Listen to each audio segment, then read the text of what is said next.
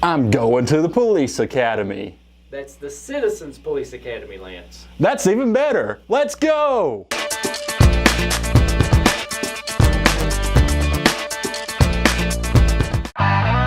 King Brothers Used Cars in Winchester has a huge selection of Fords, Chevys, Jeeps, and more. Come by and see why people have been choosing King Brothers for over 50 years or visit kingbrotherscars.com.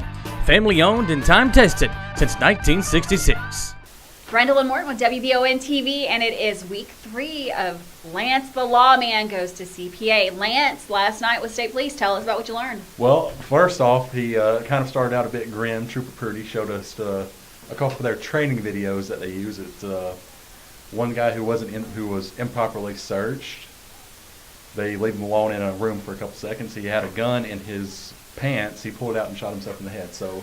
You know what? I thought that I hadn't seen that, but now that you're saying it like that, I think we did watch that last year. It was why you don't ever leave a suspect in the room by himself. Yes. Okay. And also why you should always check them properly.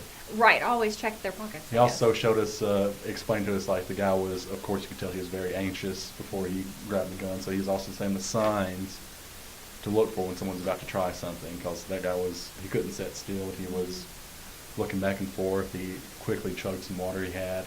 Oh, so that was kind of a grim start to last night, but you did some other fun things, right? Yeah, we learned about this KSP training, which pretty something he was talking about. He says he doesn't like when someone says, you're such a trooper, because he said that's nothing compared to what he had to go through.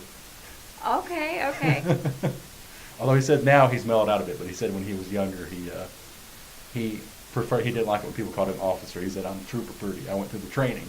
That's nice. Okay. So, what else then last night? You did, what, did you do traffic stops? Or no, you did citations? Citations, yes. He gave us 2 scenarios. One where someone was just pulled over for speeding.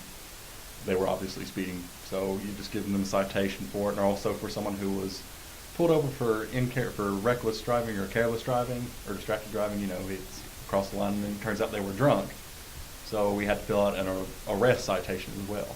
So as part of this process, you get the details of the case, and then you fill out the citation, how that you think that it should go. Mm-hmm. How did it go? I didn't do so good. They actually had a prize system. The 3 people who did it best got prizes, and of course only 3 people were qualified because most of us forgot to sign our citations. So Lance the Lawman Gaither forgot to sign the citation. I think that makes it invalid. Yes, it was invalid. So only 3 people were actually valid enough to even look at. So you made it through the process of filling out the citation. Was Yes. that at least the only thing you missed, hopefully? I wouldn't be surprised if I missed some other stuff. Oh, okay. All right. It's a lot of different numbers you have to learn. Apparently for each crime, there's like a different 6-digit code you got to know. So, and they got to go in specific areas. And I found out if you get that wrong, your case can get thrown out in court, and you'll probably get yelled at by a superior. So, a lot of pressure as a cop.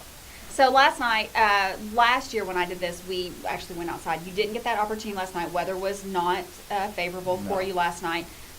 What else? But you did go a little bit deeper into sobriety testing. Yes. Tell us about that. So we learned all the different stuff they're looking for, specifically when they have you stand on one foot or walk the line.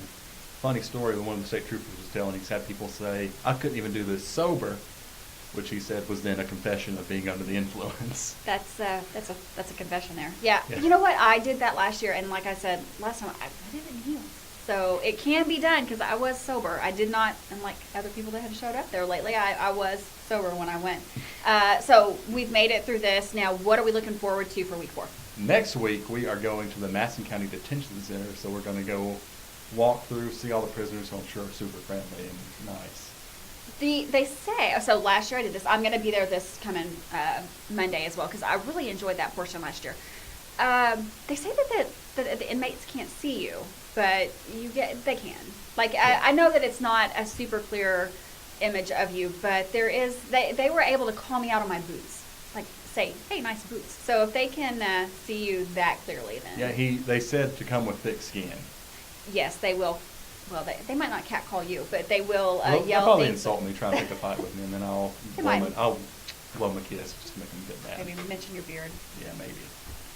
Well, next week we will go to the detention center. I'll be there. Lance will be there. We'll have lots of footage, and we're going to see where the rest of the CPA takes Lance the Lawman Gaither. Tune in next week for more Lance the Lawman Goes to CPA.